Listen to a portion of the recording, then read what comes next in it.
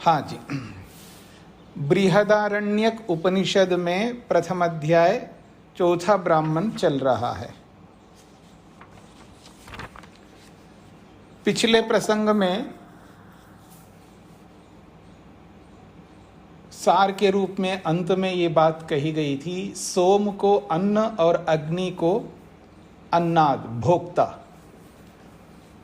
सोम यानी आपह या द्रवत्व,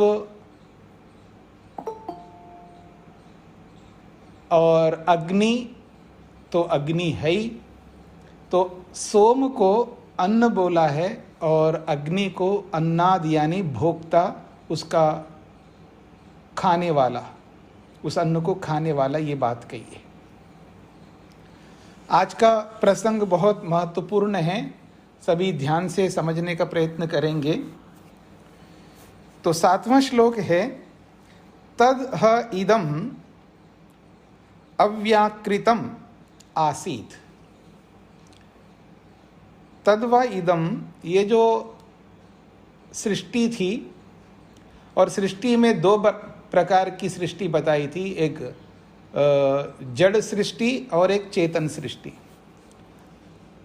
तो ये जो सृष्टि थी ये किस प्रकार से थी, बना तो दिया है अभी तक प्रसंग में, पर कहा जा रहा है तद ह इदम, ये जो जगत, ये जो सृष्टि जो थी वो किस रूप में थी, अव्याकृतम आसीत। व्याकृत का अर्थ होता है प्रकट और अव्याकृत का अर्थ होता है अप्रकट। वो प्रकट नहीं थी, और प्रकट जो होता है, प्रकट का मतलब है सामने आना, सबके सम्मुख आना, प्रकाशित होना। तो ये जो प्रकट है, वैसे तो प्रकट है, लेकिन जब तक उसका नाम ना पता लगे आपको, और उसकी जो आकृति है, उसका जो शेप, जो भी उसका रंग रूप आकार प्रकार, जिसको आप आकृति कहते हैं, वो जब तक आपके सामने नहीं आए कि ये आकृति है और इसका ये नाम है, तो नाम और रूप इसको कहते हैं। आपने पीछे भी बहुत पढ़ा है अलग अलग उपनिषदों में, नाम और रूप ये बहुत महत्वपूर्ण है। जब तक नाम और रूप सामने नहीं आएंगे तो उस वस्तु का व्यवहार नहीं हो पाएगा। तो कहा जा रहा है, तद इदम तर्री अव्याकृतम आसीत। ये जो सृष्टि थी ये अव्याकृत थी, अर्थात अप्रकट थी। किस रूप में, नाम रूपाभ्याम, नाम और रूप से। अमुक वस्तु का ये नाम है और उसका ये स्वरूप है, तो इन दोनों से अव्याकृत थी। इसलिए परमात्मा ने क्या किया है, नाम रूपाभ्याम एवं व्याक्रियत, अब उनको नाम और रूप से प्रकट किया, प्रस्तुत किया। व्याक्रियता का मतलब है प्रकट किया, प्रस्तुत किया, हम सबके व्यवहार करने योग्य बनाया।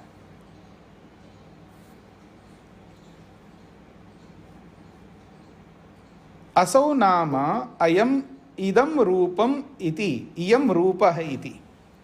तो जब उन्होंने प्रकट किया है तो कैसे प्रकट किया, उसके स्वरूप को बताया जा रहा है। असौ नाम अयम, अयम इसका ये नाम है, तो उसका नाम रखा है। इसको अग्नि कहते हैं, इसको जल कहते हैं, इसको आकाश कहते हैं, इसको पृथ्वी कहते हैं, इसको चंद्रमा कहते हैं, इसको सूर्य कहते हैं, इसको वृक्ष कहते हैं, जो भी नाम है। तो ये सारे के सारे नाम हैं। अयम नाम, ये जो नाम है, इदम रूपः, तो ये रूप है, इसका ये आकृति है। तो नाम और रूप, असो नाम इस नाम वाला है, और इदम रूपः ये इस रूप वाला है। इति इस प्रकार से नाम और आकृति की अभिव्यक्ति परमात्मा ने हम सबके लिए किया है। तदिदम अपि एतर्री नाम रूपाभ्याम एव व्याक्रियते। तदिदम तब से लेकर अब तक जब कोई भी व्यक्ति कोई वस्तु बना देता है, चाहे वो साइंटिस्ट वैज्ञानिक हो, कोई इंजीनियर हो या कोई कारीगर हो, कोई भी, तदिदम एतर्री उसी इस बात को एतर्री अभी तक आज तक नाम रूपाभ्याम एव व्याक्रियते नाम और रूप से ही उसको प्रकट किया जाता है। उसकी आकृति बनाते हैं फैक्ट्री वाले, इंजीनियर्स, साइंटिस्ट या कारीगर, जो कोई भी उसकी आकृति बनाते हैं, फिर उसका नाम रख देते हैं। तो आज भी ऐसा ही होता है। इसलिए आज भी क्या होगा, असो नाम अयम इदम रूप इति, इसका ये नाम है और इसका ये स्वरूप है, ऐसा सभी लोग प्रकट करते हैं। स एव इय प्रविष्ट, स एव वो जो आत्मा है वो इन वस्तुओं में इन वस्तुओं में प्रवेश किया है, जो चेतन वस्तुएं हैं। सह वो जो प्रसंग में पीछे आत्मा का प्रसंग चल रहा था, वही ये जो आत्मा है। सह एषः इह प्रविष्ट, वह ये जो आत्मा है, इह इन चेतन वस्तुओं में प्रवेश किया है।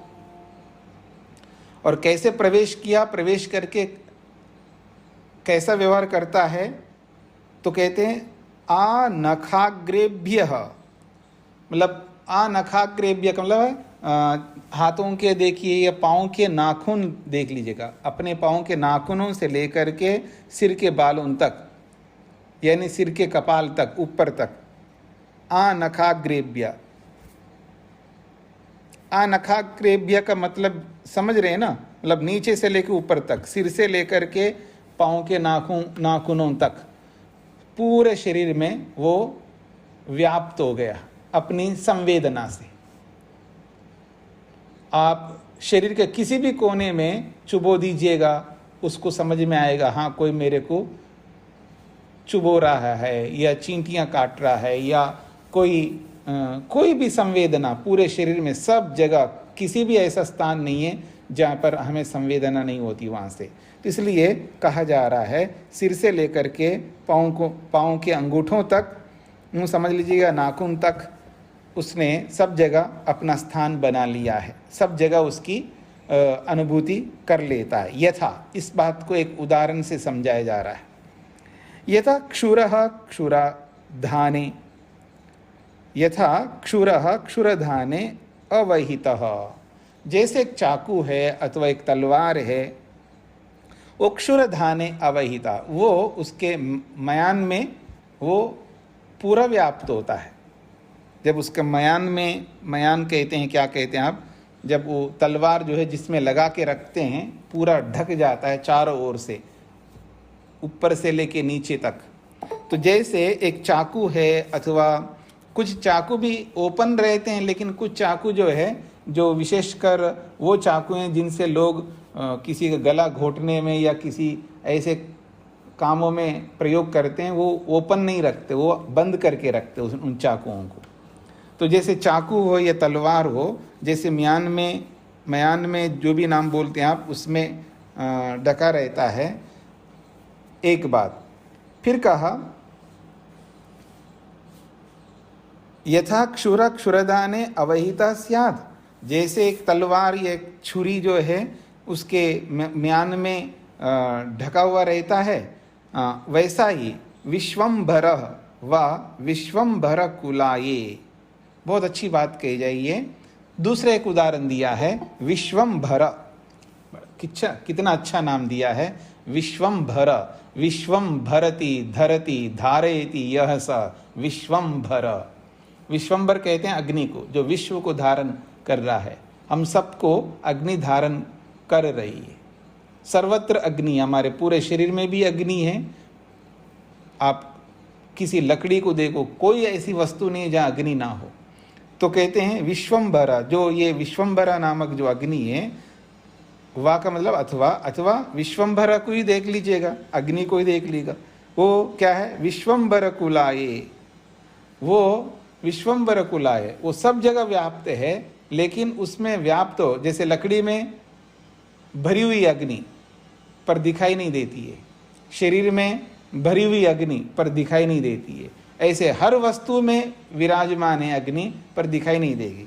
तो विश्वम्भर कुलाय, जहाँ अग्नि को रखा जाता है, जहाँ अग्नि निवास करती है, उसको विश्वम्भर कुलाय कहते हैं।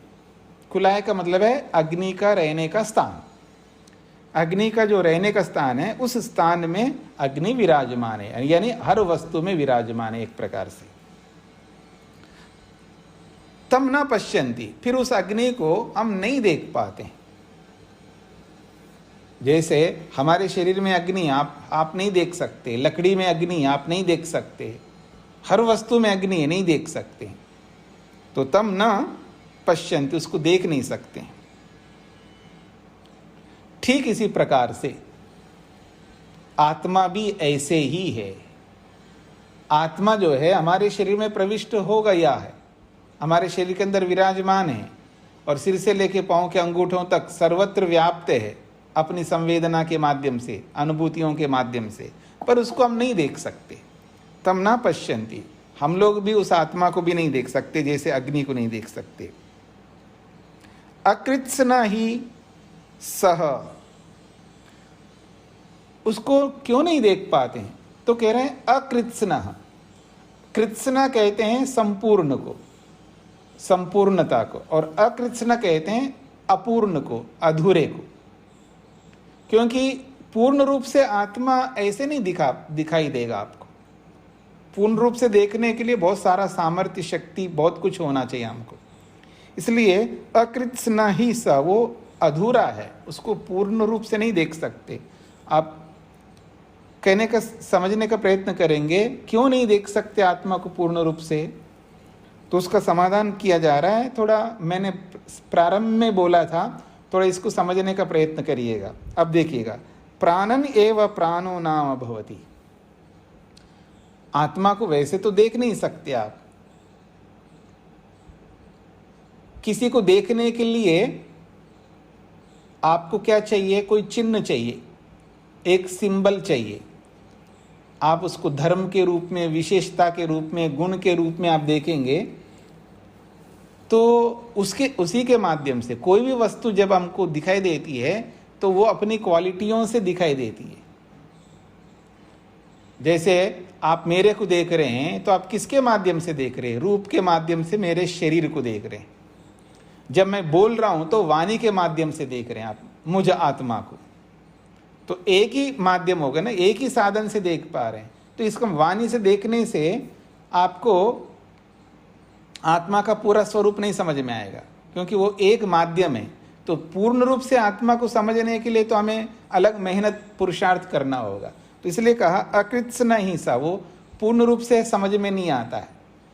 वो कैसे समझ में नहीं आता है, क्यों नहीं समझ में आता है, उसकी पूर्णता क्या है, इस बात को समझने का प्रयत्न करिएगा। प्राणन एव प्राणो नाम भवति। जब प्राणन का मतलब सांस ले रहा होता है व्यक्ति, उसी से प्राण नाम वाला ये आत्मा हो जाता है।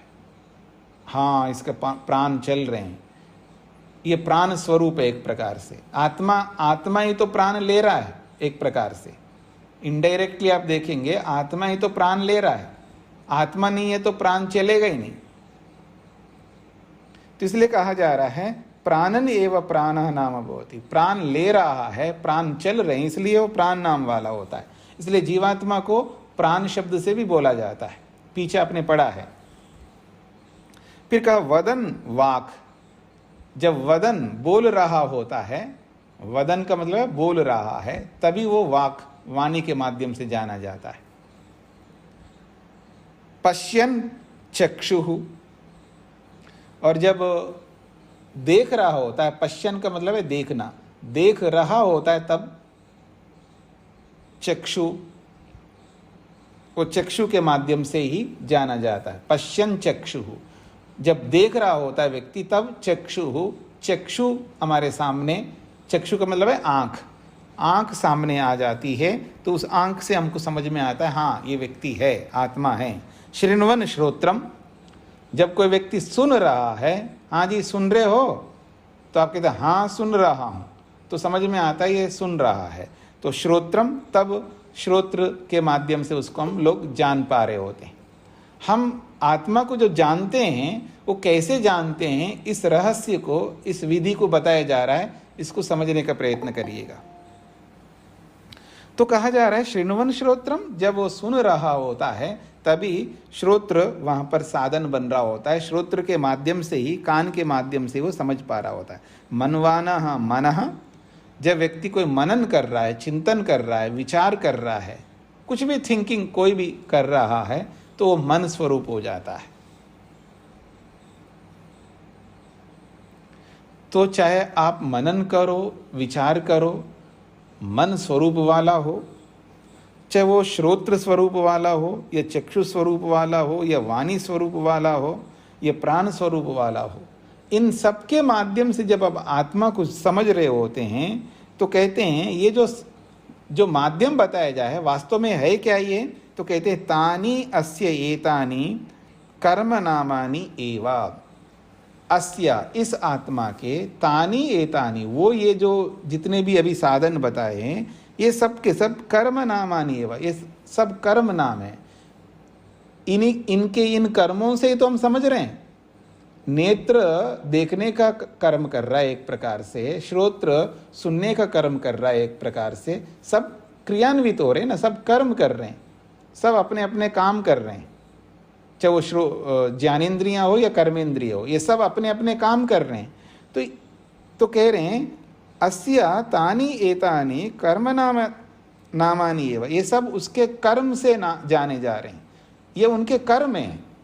ये आत्मा के कर्म कहिएगा, उन इंद्रियों के कर्म कहिए, कोई फर्क नहीं पड़ेगा। तो कह रहे हैं अस्या तानी एतानी कर्म नामानि, इस जीवात्मा का ये कर्म नाम वाले, अर्थात इन्हीं कर्मों से आत्मा को जाना जाता है। ऐसे तो आत्मा बहुत सारे कर्म करता है, लेकिन एक एक कर्म से हम आत्मा को पूरा नहीं समझ पाएंगे। तो कहा जा रहा है स यह अतः एकम उपास्ते, स यह, वो ये जो आत्मा है, अतः इन्हीं के माध्यम से एकम उपास्ते, एक एक को ही उपासना करता, अर्थात एक एक का ही उपयोग ले पा रहा होता है। जब हम लोग भी उपयोग लेते हैं तो एक एक साधन का उपयोग करते रहते हैं, कभी देखते हैं, कभी बोलते हैं, कभी सुनते हैं, कभी कुछ करते हैं। ये मत समझना कि हम एक साथ सब सुनते हैं, मतलब एक साथ सब काम करते हैं। वो बारी बारी से करते हैं, ये हमें पता नहीं लगता है, लेकिन हमको लगता है कि हम एक साथ कर रहे हैं। एक साथ बिल्कुल नहीं करता कोई भी, वो बारी बारी से होता है। ये भी बातें बहुत सारी हो गई पीछे भी कई बार।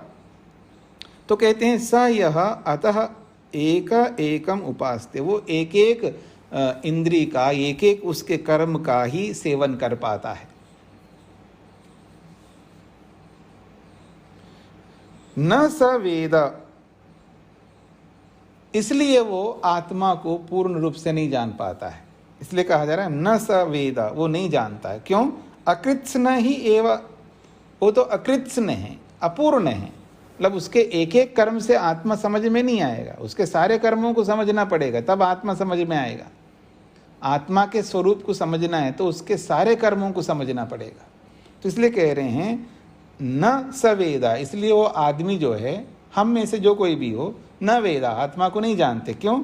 अकृत्स्न ही एव, जिससे हम समझना चाह रहे हैं वो अकृत्स्न है, अपूर्ण है। किसी को बोलते हुए देखते हैं, हाँ इसमें आत्मा है, बस इतना ही समझ रहे हैं, लेकिन उसको पूरा हम नहीं समझ पाए। ये देख रहा है तो देखते ही हम ये नहीं समझना कि ये आत्मा को समझ लिया, देखने वाले को। तो एक एक साधन से आत्मा यूं नहीं समझ में आएगा, इसलिए वो अपूर्ण है। अतः एकेन भवति, इसलिए ये एक एक के माध्यम से ही हम जान पाते हैं आत्मा को, मतलब एक एक साधन से ही।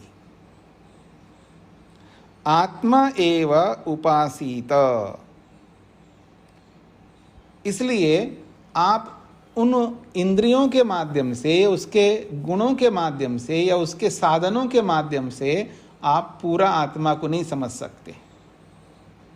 यदि आत्मा को पूरा समझना है तो आत्मा की उपासना करो, आत्मा का सेवन करो, आत्मा में फोकस करो। आंख में, श्रोत्र में, वाणी में, मन में अगर फोकस करोगे तो आप एक एक साधन को ही समझ पाएंगे। अगर आत्मा को पूर्ण रूप से समझना चाहते हैं तो इन साधनों में अपने आप को नहीं लगाना है। क्या करना है? सीधा आत्मा पे अपने आप को लगाना है, यानी आत्मा में एकाग्र होना है।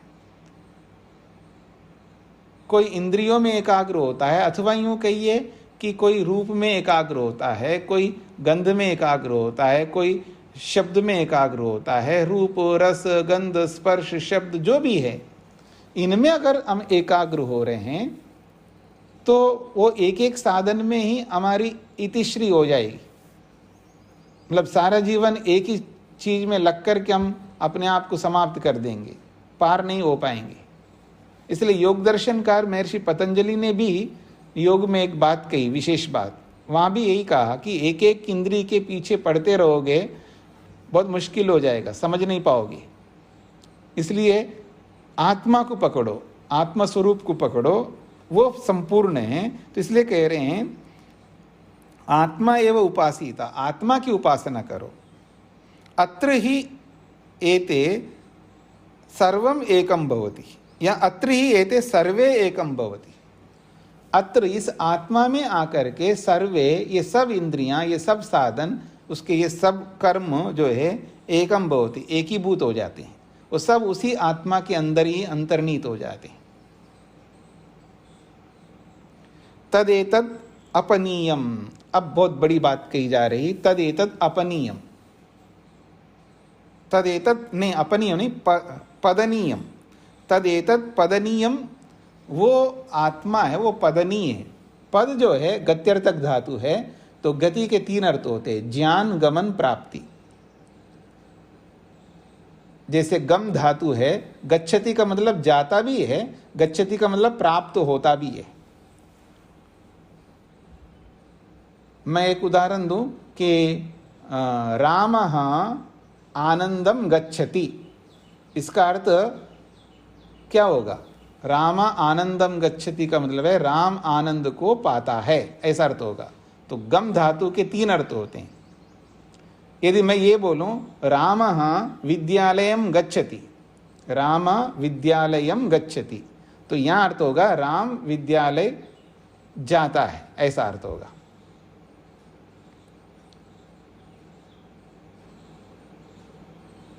और मैं ये कहूं रामः वेदम गच्छति, रामः वेदम गच्छति, तो इसका अर्थ होगा राम वेद को जानता है, ऐसा अर्थ होगा। ये तीन उदाहरणों को दिमाग में रखिए, लिख लीजिए। तो क्योंकि गत्यर्थक धातु बहुत सारी हैं, तो उनके तीनों अर्थ होते हैं। एक प्रसंग में वो गमन अर्थ होगा, जाना अर्थ होगा, एक प्रसंग में जानना अर्थ होगा, एक प्रसंग में वो प्राप्त करना अर्थ होगा। तो मैंने तीन उदाहरण आपके सामने रखे हैं। रामः वेदम गच्छति, रामः वेदम गच्छति एक वाक्य है, राम वेद को जानता है। रामः विद्यालयम गच्छति, राम विद्यालय जाता है, यहाँ जाता है, जाना अर्थ हो रहा है। फिर कहा रामः आनंदम गच्छति, राम आनंद को प्राप्त करता है या पाता है। तो एक जगह प्राप्त करना अर्थ हो रहा है, एक जगह जानना अर्थ हो रहा है, एक जगह गमन करना अर्थ होता है। तो जितनी भी गत्यर्थक धातु है, जैसे गच्छति की जगह मैं याति शब्द का प्रयोग करूं, याति क्रियापद है ये, तो रामः वेदम याति, रामः विद्यालयम याति, रामः आनंदम याति। याति भी या धातु जो है ये भी गत्यर्थक धातु है, इनके भी ये तीनों अर्थ निकलेंगे। तो जितने भी पद धातु, पतति का अर्थ भी ऐसे ही होगा। पत धातु जो है, पतति का मतलब गिरता तो है, वो भी गमनार्थक है, लेकिन आनंदम पतति का मतलब आनंद में गिरता ऐसा नहीं, आनंद को पाता ऐसा अर्थ निकलेगा।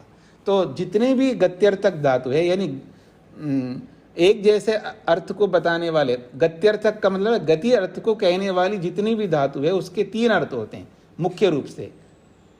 वैसे तो अर्थ बहुत होते हैं लेकिन मुख्य रूप से 3 अर्थ होते हैं। तो गमन अर्थ को भी बताती है वही धातु, और प्राप्ति अर्थ को भी बताएगी, और जानने अर्थ को भी बताएगी। तो यहाँ पर पद धातु जो है ये गत्यर्थक है। तो इसलिए कहा जा रहा है यहाँ पर तदेतत् पदनीयम, वो जो आत्मा है वो प्राप्त करने योग्य है, पाने योग्य है। उस आत्मा को समझना है, पाना है हमें, या जानना है, ऐसा भी कह सकते हैं। या ये भी कह सकते हैं उस आत्मा के पास जाना है, तद पदनीयम, उसके पास जाना चाहिए। यानी वो मतलब ऐसा जैसे परमात्मा के पास जाना चाहिए, या परमात्मा को पाना चाहिए, या परमात्मा को जानना चाहिए। जैसे परमात्मा के विषय में बोला जाएगा, ऐसे यहाँ आत्मा के विषय में भी बोला जाएगा कि किसी प्रसंग में प्राप्त करना अर्थ भी हो जाए, किसी प्रसंग में पदनीयम का अर्थ वहाँ पहुँचना है, आत्मा के पास जाना अर्थ भी आएगा, या आत्मा को जानना ये भी अर्थ निकलेगा अलग अलग प्रसंगों में। तो यहाँ प्राप्त करने अर्थ में है तदेतत् पदनीयम, वो जो आत्मा है वो प्राप्त करने योग्य है। अस्य सर्वस्य यद अयम आत्मा अनेन ही एतत् सर्वम वेद। बहुत अच्छी बात कही जा रही है। वो कहते हैं अस्य सर्वस्य यद अयम आत्मा, यद अयम आत्मा, ये जो आत्मा है इसी का ही, अस्य सर्वस्य, इन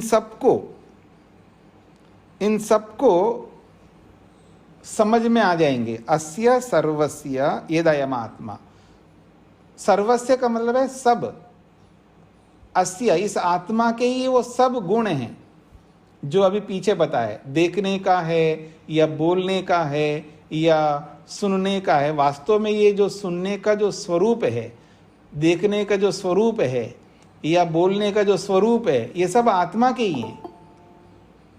मतलब वाणी बोल रही है तो मतलब बोलने का जो सामर्थ्य है, ये जो बोला जा रहा है ये वास्तव में वाणी नहीं है, वाणी के माध्यम से आत्मा बोल रहा है। ऐसे ही नेत्र के माध्यम से आत्मा देख रहा है, तो देखने का सामर्थ्य आत्मा में, ये याद रखना। बोलने का सामर्थ्य आत्मा में, सुनने का सामर्थ्य आत्मा में है। क्योंकि ये सुनना, देखना, बोलना, ये सब जो है केवल चेतन वस्तु ही कर सकता है या कर सकती है, जड़ वस्तुएं नहीं कर सकती है। इसलिए इस बात को समझने का प्रयत्न करना। हाँ, शब्द, रूप, रस, गंध, स्पर्श, ये जो 5 विषय है ये सब जड़ वस्तुओं में हैं। शब्द का होना अलग है, शब्द का सुनना अलग है। इस बात को समझ लेना। मतलब शब्द तो कहीं भी होगा, आपके हाथों में भी शब्द है। एक बार ताली बजाइए तो आवाज आएगी, आई ना। मैं जब ऐसे थाली बजाऊं तो आवाज आ रही है। तो शब्द तो हाथों में है, लेकिन इस शब्द को सुनने वाला कौन है? चेतन है। रूप तो हर वस्तु में भी है, जिसको भी आप आंखों से देख रहे, लेकिन देखने वाला कौन है? आत्मा है। तो ऐसे सुनना, देखना, बोलना, ये सब जो है आत्मा करता है। तो इसलिए कि अस्य सर्वस्य, ये सब के सब जो है, सर्वम, ये सब जो है यदयम आत्मा, इस आत्मा के ये सब स्वरूप। अनेन ही एतत् सर्वम वेद, इसलिए इस आत्मा के कारण से ही सर्वम वेद, वो सब कुछ जानता है। चाहे वो रूप को जाने, चाहे शब्द को जाने, चाहे किसी को भी जाने। इसलिए कह रहे हैं अत्र, हाँ, अनेन ही एतत् सर्वम वेद, इसी आत्मा से ही सब कुछ वो जानता है व्यक्ति। यथा वै पदेन अनुविंदेत, जैसे एक उदाहरण से समझाया जा रहा है। यथा जैसे कि, हा वै निश्चित रूप से, पदेन अनुविंदेत, किसी चिन्ह से। पद का मतलब होता है चिन्ह, कोई क्वालिटी, कोई सिंबल। तो किसी सिंबल से ही अनुविंदेत, किसी को हम समझ पाते हैं। बिना सिंबल के समझना बड़ा मुश्किल होता है। जब हम अननोन पर्सन होता है, दूरस्थ व्यक्ति होता है, अनजान व्यक्ति होता है वो किसी न किसी सिंबल से, किसी न किसी चिन्ह से वो किसी को समझ लेता है, जान पाता है। तो जैसे किसी जानवर को समझना है, किसी के मकान को समझना है, किसी बिल्डिंग को समझना है, या कोई भी क्लिनिक को समझना है, होटल को समझना है, या किसी और चीज़ को समझना है, तो आप कोई ना कोई सिंबल बता देते, देखो उस पेड़ के पास में है मकान, या उसके पास में कुछ ना कुछ, कोई ना कोई सिंबल देते हैं। यानी उस वस्तु को जानने के पीछे कोई एक साधन आप प्रोवाइड करते हैं, उसको बताते हैं, उसको देते हैं, उसके दिमाग में बिठाते हैं, उसके थ्रू, उसके माध्यम से वो उसको समझ पाता है। तो यही कहना चाहते हैं, यथा वै पदेन अनुविंदित, जैसे कोई व्यक्ति किसी पद से, किसी चिन्ह से उसको समझ पाता है, एवं इसी प्रकार से आत्मा को भी समझना है तो वो भी पद से ही समझ पाएगा। यानी बोलने से आत्मा को समझ पाएगा, देखने से समझ पाएगा, सुनने से समझ पाएगा, वो भी पद हैं, वो भी चिन्ह हैं, उनसे ही आत्मा को समझ पाएंगे। इसका ये मतलब नहीं है उसे पूरा समझ पाएगा। पूरा समझने के लिए तो उसको समाधि लगानी होगी, पूरा समझने के लिए तो उसको वो पूरे सारे जितने भी नियम हैं वो सारे के सारे अपनाने होंगे। तो इसलिए कह रहे हैं जैसे किसी चिन्ह से आत्मा को या किसी वस्तु को जानते हैं, एवं इसी प्रकार से जीवात्मा को भी ऐसे समझते हैं। यह एवं वेदा, जो कोई भी व्यक्ति इन सब बातों को इस तरह समझ जाता है तो कीर्ति, उसकी कीर्ति होती है, उसका यश होता है। और श्लोकम विंदते, कीर्तिम विंदते, श्लोकम विंदते। श्लोक का मतलब है, आप यूँ समझ लीजिएगा, प्रशंसा कहिएगा, प्रशंसा को पाता है और यश को प्राप्त होता है, उसकी प्रशंसा भी होती है ना व्यक्ति। श्लोकम विंदते का मतलब होता है उसकी बड़ी प्रशंसा होती है। जो व्यक्ति आत्मा को जानता है तो उसका गुणगान तो सभी करते हैं, और उगते हुए सूर्य को कौन सलूट नहीं करेगा जी। आप देखिएगा, उगते हुए सूर्य को कौन नहीं देखेगा। तो कोई व्यक्ति बहुत ऊंचाइयों को प्राप्त कर रहा हो, मतलब ऊंचा उठ रहा हो, तो उठते हुए व्यक्ति के पीछे सब लोग चल पड़ते हैं। तो ठीक इसी प्रकार से यहाँ पर बोला जा रहा है, श्लोकम विंदते, वो प्रशंसा को प्राप्त होता है, और कीर्तिम विंदते, वो यश को भी प्राप्त होता है।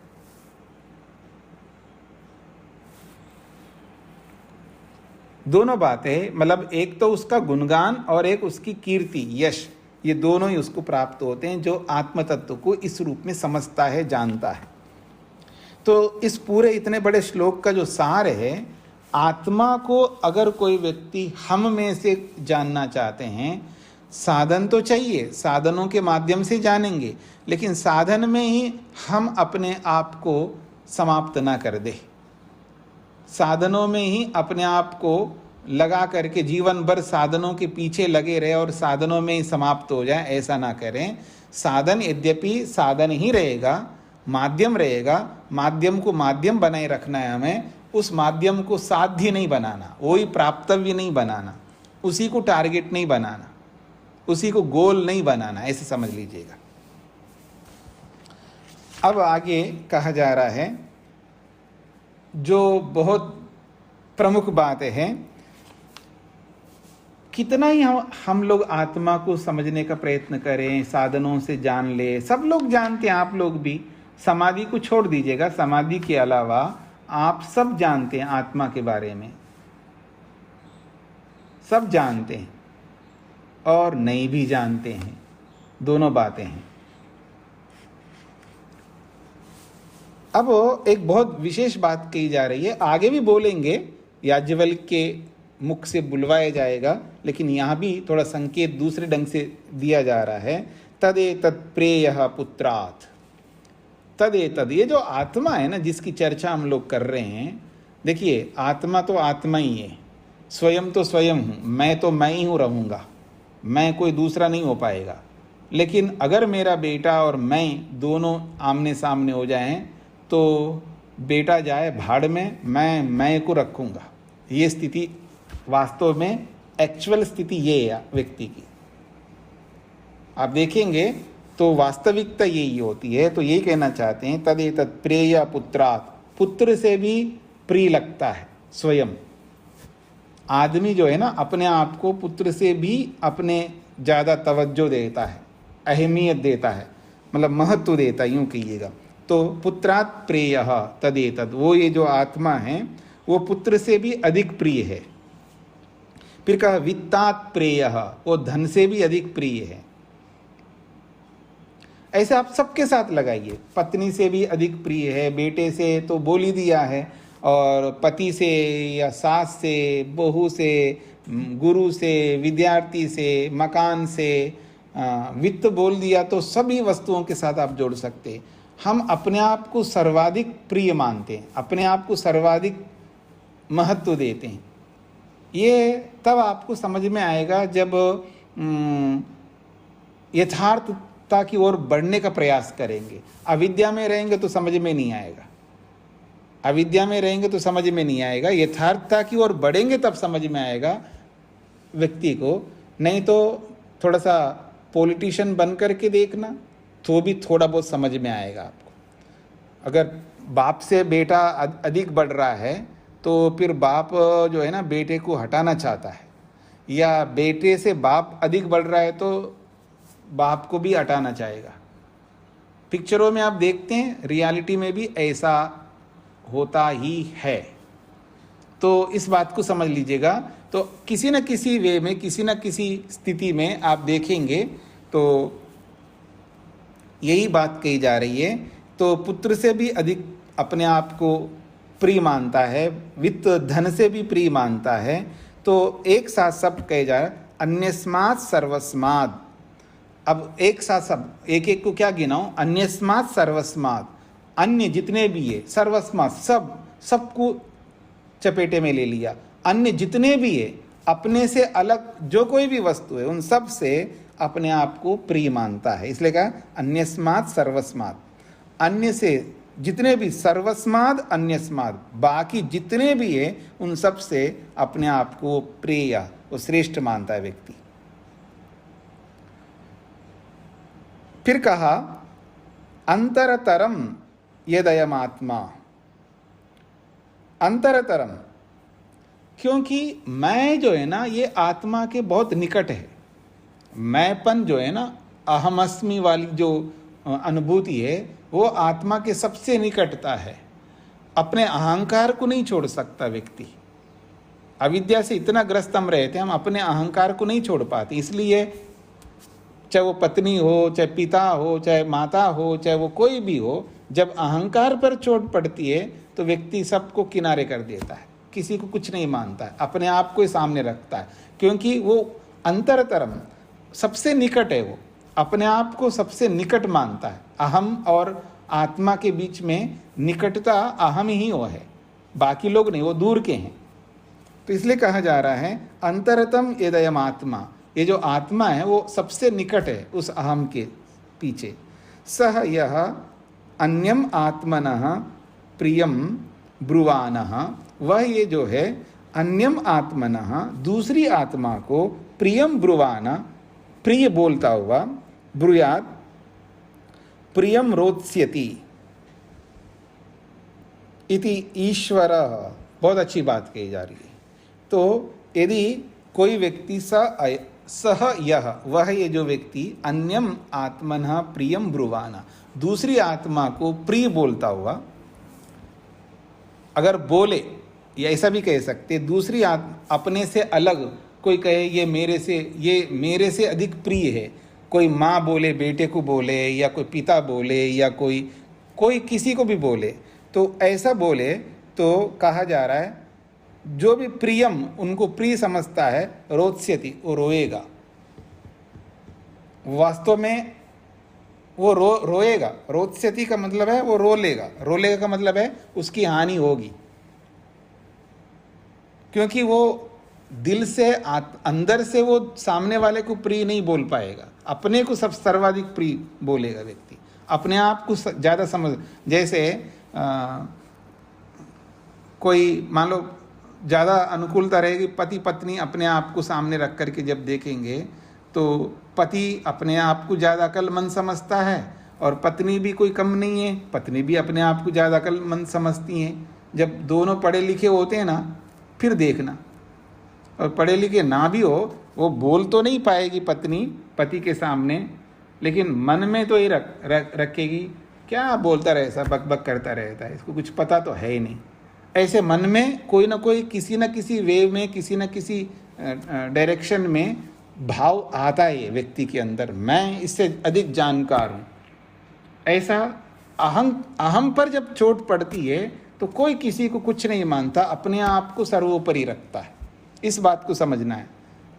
तो ये कहना चाहते हैं कि अन्यम आत्मना प्रियम ब्रुवाणम, दूसरे को प्रिय बोलने वाले व्यक्ति को ये आप कहे, ब्रुयात का मतलब है बोलो आप। जो कोई बोले नहीं जी मेरे से अधिक प्रिय मेरा बेटा है, मेरे से अधिक मेरे पति है या मेरी पत्नी है, या जो भी हमारे रिलेशंस है, अगर कोई ये बोले नहीं जी मैं अपने आप से अधिक इनको मानता हूँ, ऐसा कोई बोले, तो ऐसे व्यक्ति को विवेकी व्यक्ति बोले, क्या बोले वो कहा जा रहा है। फिर देखिए, अन्यम आत्मना प्रियम ब्रुवाणम, अपने से अलग, अन्यम का मतलब है आत्मना अन्यम, अपने से भिन्न किसी को भी प्रियम ब्रुवाणम, प्रिय बोलने वाले व्यक्ति को ब्रुयात, विवेकी व्यक्ति कहे, क्या, प्रियम रोत्स्यति, देखो आपका जो भी प्रिय है वो सब रुलाएगा आपको, आप रोगे, अर्थात विनाश को प्राप्त होगे। इति ईश्वरा, ये कौन कह रहा है, ईश्वर कह रहा है, परमात्मा कह रहा है। आप दूसरे को प्रिय नहीं मानते हो, अपने आप को प्रिय मानते हो, फिर भी आप दूसरे को प्रिय कहो किसी को, तो फिर समझ लेना रो लोगे बैठ करके, अर्थात विनाश होगा, हानि होगी। तो कह रहे हैं ईश्वर तथैव स्याद आत्मानम एव प्रियम उपासीता, तथैव स्याद, इसलिए व्यक्ति को क्या करना चाहिए, अपने आप को ही सामने रखना चाहिए, दूसरे को नहीं, अपने आप को सामने रखो। फिर कहा तथैव स्यात्, ठीक है, ईश्वर जो कह रहे हैं अपने आप को सामने रखना चाहिए, तो तथैव स्यात्, वैसे हमें करना चाहिए। आत्मानम एव प्रियम उपासीता, आत्मा को ही प्रिय मान करके उसकी उपासना करो। आप मेरी बात को याद रखिएगा, मैं अक्सर एक बात बोला करता था आपको पीछे, आजकल वो शब्द नहीं बोल रहा हूँ, अब यहाँ दोबारा प्रसंग आया है। देखो जी, मुक्ति में मिल के नहीं जा सकते, कई बार बोल चुका हूँ। मुक्ति में आप ये समझोगे जी हम पति पत्नी हैं, चलो जी हम सब काम बैठ के मिल के खाते हैं, मिल के जाते हैं, मिल के आते हैं, सब काम मिल के करते हैं, तो आप ये समझोगे चलो जी मुक्ति में भी जा रहे हैं तो हम दोनों मिल के साथ चलते हैं। नहीं होगा, अकेले को ही जाना पड़ेगा, मिल के कोई नहीं जा सकता, आपको ही करना पड़ेगा। आप क्या समझते हैं, यहाँ भी आपके कपड़े लगते धोए, आप यहाँ भी आपको खाना पीना सब खिला दें, और क्या मुक्ति में ले जा करके वहाँ भी यही काम करवाना चाह रहे हो क्या? इसलिए अकेले को जाना पड़ेगा, कोई साथ किसी को नहीं ले जा सकता, ना ला सकता ना ले जा सकता, अकेले को आना पड़ता है, अकेले को ही जाना पड़ता है। जैसे जन्म में भी अकेला ही आता है और मृत्यु में भी अकेला ही जाता है।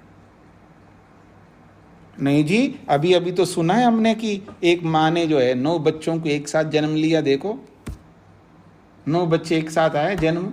अरे भाई एक साथ थोड़ा आते हैं, कुछ मिनटों का तो अंतर हो सकता है। डॉक्टर लोग बैठे मेरे सामने, क्यों जी एक साथ 2 बच्चे साथ में एकदम एक ही क्षण में बाहर निकलते हैं क्या? वो अकेले को आना पड़ेगा। हाँ, एक साथ कोई नहीं आ सकता, अकेले को आना पड़ेगा, और जाएंगे तो भी अकेले को जाना पड़ेगा। नहीं जी एक साथ अनेक एक ही टाइम में बहुत मरते हैं, भाई दूसरे मरते होंगे ना, आपके अपने थोड़ा मरते एक उसी समय में, जिस समय वो मर रहा है उसी समय में वो भी मरे, ऐसा थोड़ा होता है। अकेले ही जाएंगे, अकेले ही आएंगे।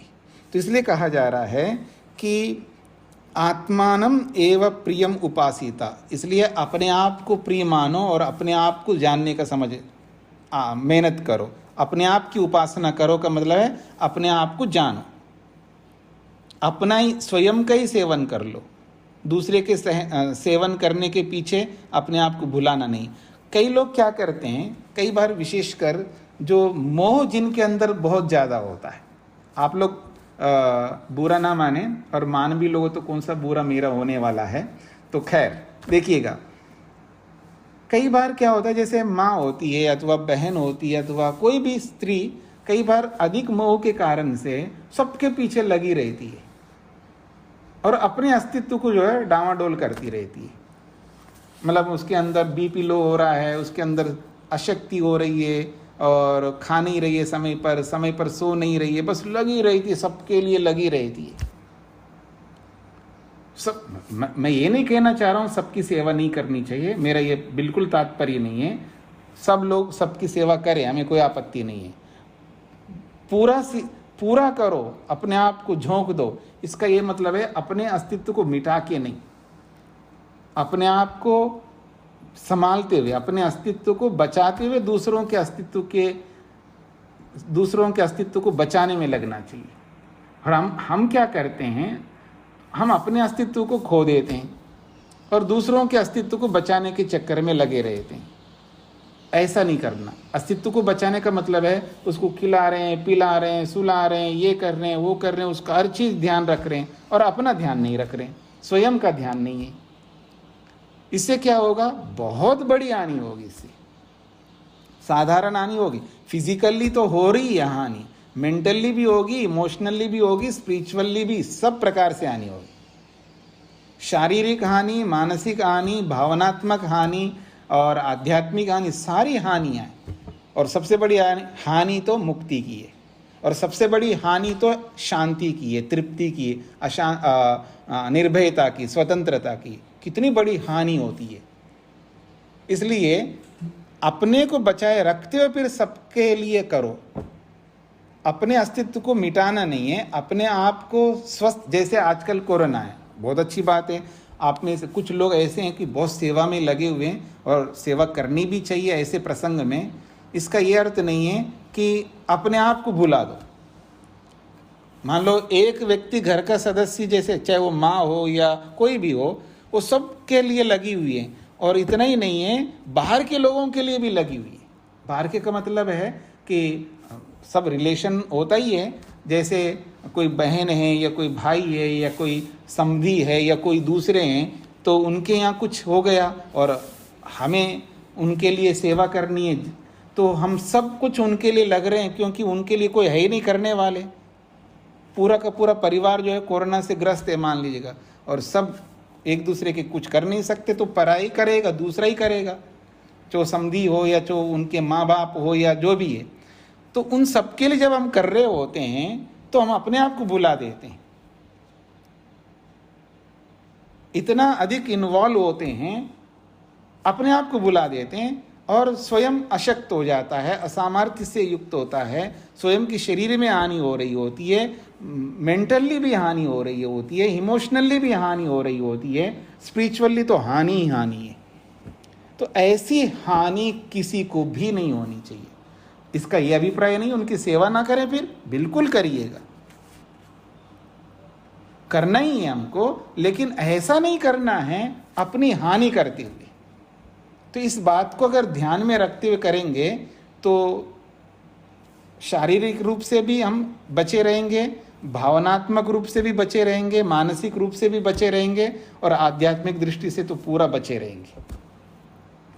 इसको समझना पड़ता है, समझ करके समन्वय करना होता है। अब क्या करे जी, इस घर के लिए भी करना, उस घर के लिए भी करना, करो ना, किसने मना किया? अकेले क्यों करो? आपकी रिस्पॉन्सिबिलिटी है क्या? बाकी और लोग नहीं है घर में? अथवा और भी तो है हमारे संबंधों में जो भी बहुत सारे लोग, सबको इकट्ठा करो, थोड़ा आप करो, थोड़ा वो करे, थोड़ा वो करे, सब करें, आप भी करो, वो भी करें, अकेले नहीं आप हो, और भी बहुत सारे लोग हैं आपके निकट के जो भी है। तो कहने का अभिप्राय है, मेरा मुख्य अभिप्राय ये है कि किसी की सेवा ना करने में नहीं है, और मेरा मुख्य अभिप्राय है अपने आप को बचाते हुए, अपने आप को ठीक रखते हुए, मतलब फिजिकली भी, इमोशनली भी, मेंटली भी और स्पिरिचुअली, इन चारों स्थितियों को बचाए रखते हुए फिर आप खूब सेवा करिए दूसरों का, और सबका भला होना ही चाहिए, सबकी भलाई होनी चाहिए, सबकी उन्नति होनी चाहिए, सबका कल्याण होना चाहिए। सर्वे भवन्तु सुखिनः सर्वे सन्तु निरामयम् इसलिए बोलते हैं क्योंकि हम वास्तव में चाहते हैं सब लोग ठीक होने चाहिए, लेकिन अपने को बिगाड़ करके नहीं। ये मेरा मुख्य अभिप्राय है। तो ऐसा ही यहाँ भी समझ लेना चाहिए। तो कहा जा रहा है आत्मानमेव प्रियम उपास्ते न ह अस्य प्रियम प्रमायुकम भवति। बहुत अच्छी बात कही जा रही है यहाँ पर अंत में। तो कह रहे हैं कि आत्मानम एव प्रियम उपास्ते, आत्मानम एव प्रियम उपास्ते। अब दूसरे वे में, दूसरे ढंग से बोला जा रहा है आत्मानम एव प्रियम उपास्ते। अब अपने अस्तित्व को तो ठीक रखा है, लेकिन दूसरे को देख भी नहीं रहा है। कुछ ऐसे भी होते हैं, अपने आप को सुरक्षित तो रखा है, बहुत अच्छी बात है, लेकिन दूसरे पर ध्यान ही नहीं है। वो जाए भाड़ में, मेरे को क्या लेना है, मैं तो ठीक हूँ। ये भी गलत है। तो इस अर्थ में भी कहा जा रहा है आत्मानम एव प्रियम उपास्ते। कोई व्यक्ति स्वार्थ से युक्त होकर के अपने आप को ही सब कुछ लगा हुआ एक्सट्रीमली, आत्मानम एव प्रियम उपास्ते, अपने आप को ही प्रिय मान करके अपने में ही लगा हुआ है, ऐसे व्यक्ति के लिए कहा जा रहा है अस्य प्रियम, उसका जो भी प्रिय है वो सारा का सारा प्रिय जो है प्रमायुकम भवति, उसका प्रिय जितना भी है वो प्रमायुकम भवति, वो विनाश हो जाएगा, वो समाप्त हो जाएगा, उससे दूर हो जाएगा। इसलिए ना, ऐसा कभी नहीं करना चाहिए। दो बातें कही है, अपने आप में लगना चाहिए, पहले ये भी बोला है, वो अच्छे अर्थ में बोला है, और अंत में ये बोला है कि स्वार्थी बन करके केवल अपने आप में लगा रहेगा व्यक्ति, दूसरे को देखना ही नहीं है, वो भी हानिकारक। इधर भी एक्सट्रीमली नहीं करना, उधर भी एक्सट्रीमली नहीं करना, ऐसा समझ सकते हैं आप। अति सर्वत्र वर्जयेत, एक संस्कृत में एक वाक्य है, अति सर्वत्र वर्जयेत। कोई आदमी अपने आप में, क्योंकि अपने अस्तित्व को मिटाना नहीं चाहिए, बाबा जी ने बोला, और अपने आप को सेफ रखना चाहिए, ऐसा मान करके कोई अपने में लगा रहा है, किसी पर ध्यान ही ना दे, ये अति हो गई, ये भी गलत है। और दूसरों में ही लगे रहें और अपने आप को भुला दे, ये भी अति हो गई। तो दोनों स्थितियों को समझते हुए समन्वय रखना पड़ेगा, दूसरों की भी सेवा हो जाए और अपनी भी सेवा हो जाए, इस अर्थ में भी समझना है। अगर ऐसा कोई नहीं करता है तो अस्य प्रियम प्रमायुकम भवति, उसका जो भी प्रिय है, उसका जो भी कल्याण है, उसकी जो भी भद्रता है, वो सब जो है प्रमायुकम भवति, वो विनाश को प्राप्त होगा।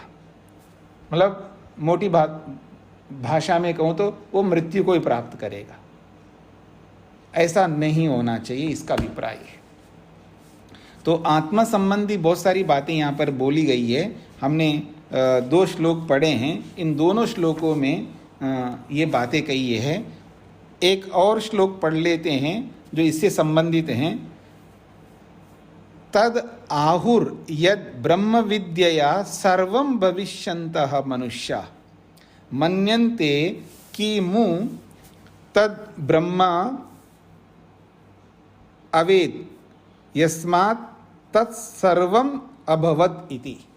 बहुत अच्छी बात कही जा रही है।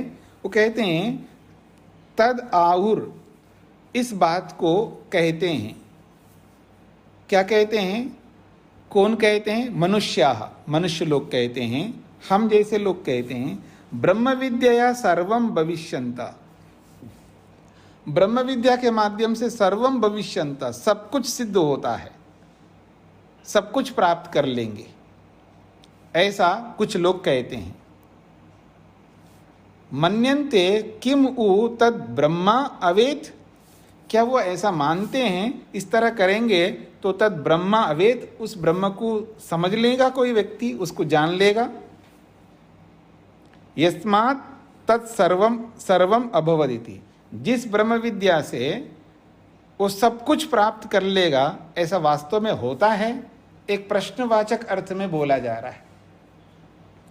फिर मैं बोल देता हूं आपको, जो भी व्यक्ति ये समझते हैं ब्रह्म विद्या से सब कुछ प्राप्त हो जाएगा,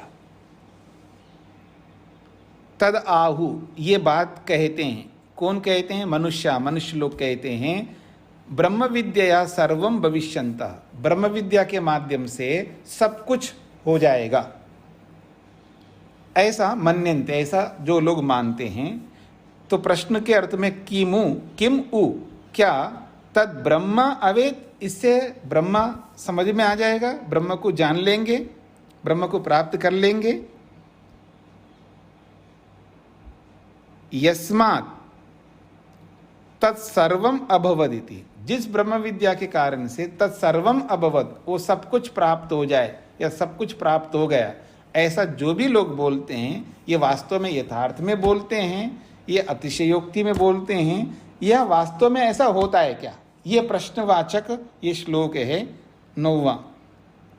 अब इस के बारे में तो हम आगे विचार करेंगे, 10वें श्लोक से इसको समझने का प्रयत्न करेंगे, लेकिन इसको समझने का प्रयत्न करिएगा 8वें और 7वें श्लोक में। इसका जो सार के रूप में बताया गया आत्म तत्व को लेकर के, अपने आप को भुला करके किसी के पीछे नहीं लगना, एक सार है। दूसरी बात यह है, अपने आप में ही लगा रहना, किसी दूसरे को देखना तक नहीं है, ये दूसरा सार है। और तीसरा सार है, अपने आप को देखते हुए दूसरों को देखना, ये तीसरा सार है।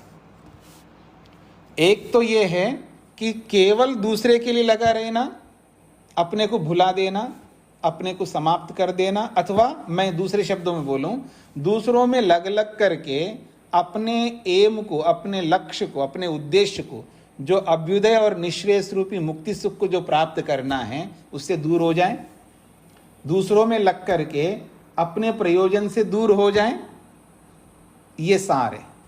अथवा केवल अपने प्रयोजन के पीछे लग लग करके दूसरे को भुला दें, ये दूसरी बात है। अथवा अपने आप को भी देखना है और दूसरों को भी देखना है, ये तीसरी बात है। अब इनमें से यथार्थता यही है कि केवल अति करके दूसरों में भी नहीं लगा रहना, अपने को भुलाना नहीं, और अपने में ही लगा नहीं रहना, ये दो बातों को हटा करके तीसरी बात में हमको जुड़ जाना चाहिए कि अपने आप को बचाते हुए, अपने अस्तित्व को बचाते हुए, अपने आप को, अपने प्रयोजन को सामने रखते हुए फिर दूसरों में लगे रहना चाहिए, ये यथार्थता है। ये इसका पूरा सार है। अब किसी कुछ पूछना हो संक्षेप से पूछ सकते हैं। जी जी जी।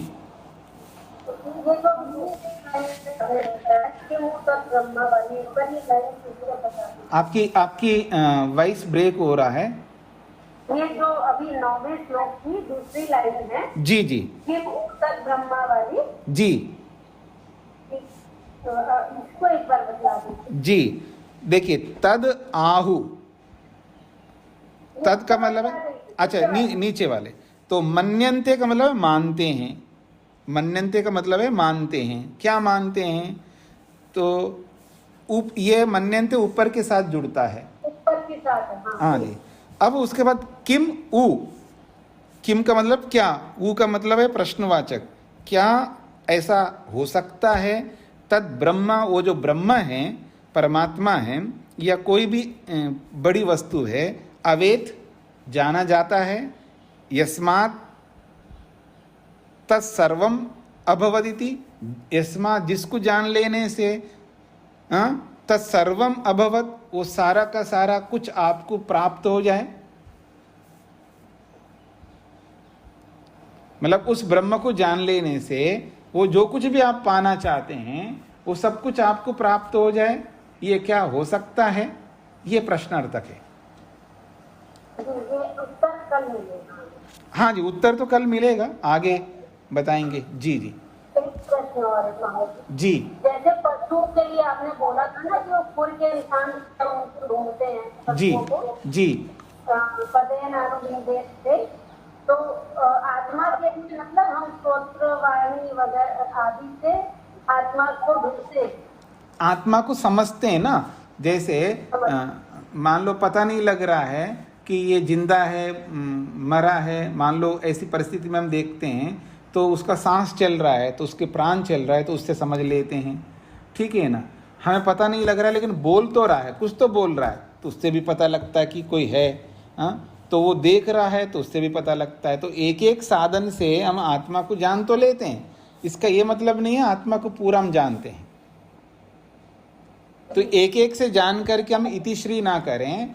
आत्मा को पूरा समझना है तो हमें फोकस इन साधनों में नहीं करना है, हमें डायरेक्ट आत्मा में फोकस करना है, आत्मा को ही डायरेक्ट समझना है, ये इसका अभिप्राय है जी।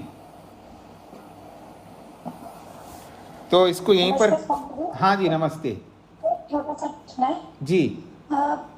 ये जो नाम है, ये तो जैसे गाय, बकरी, गधा वगैरह, ये नाम तो पीछे पहले आ चुके थे, तो अब दोबारा से नाम की कुछ समय, और दूसरा जो है ये आत्मा प्रवेश हुआ, तो आत्मा को तो परमात्मा ही प्रवेश करवाता है। हाँ जी, आत्मा को परमात्मा ही प्रवेश करता है। तो जैसे हम लोग कहानी के रूप में कहिएगा, अथवा जैसे ये गाड़ी बहुत अच्छी चलती है ऐसा जब बोलते हैं, तो गाड़ी थोड़ा अच्छी चलती है, गाड़ी को अच्छी चलाया जाता है ना, चलाने वाला कोई होता है, लेकिन हम आरोप, इसको कहते हैं आरोप, हम आरोपित करते हैं। हम मन पर, जैसे मेरा मन नहीं मानता है जी, मैं नहीं जा रहा हूँ, तो मन मानने ना मानने वाला कौन होता है? वो तो जड़ वस्तु है, इंस्ट्रूमेंट है। लेकिन हम आत्मा को मन पर आरोपित करते हैं, हम ड्राइवर को गाड़ी पर आरोपित करते हैं, ऐसे ही यहाँ समझ लीजिएगा, तो आपको समझ में आ जाएगा। ठीक है। और जी। जो नाम ये थे, जैसे वो गाय, बकरी वगैरह बताए, जी जी, तो यहाँ फिर से दोबारा समझ में आएगा बात। मतलब पीछे अलग प्रसंगों में आया है, लेकिन यहाँ जिस प्रसंग को दिखा रहा है यहाँ पर भी आया है। जी जी, ठीक है, धन्यवाद जी। तो विराम देते हैं।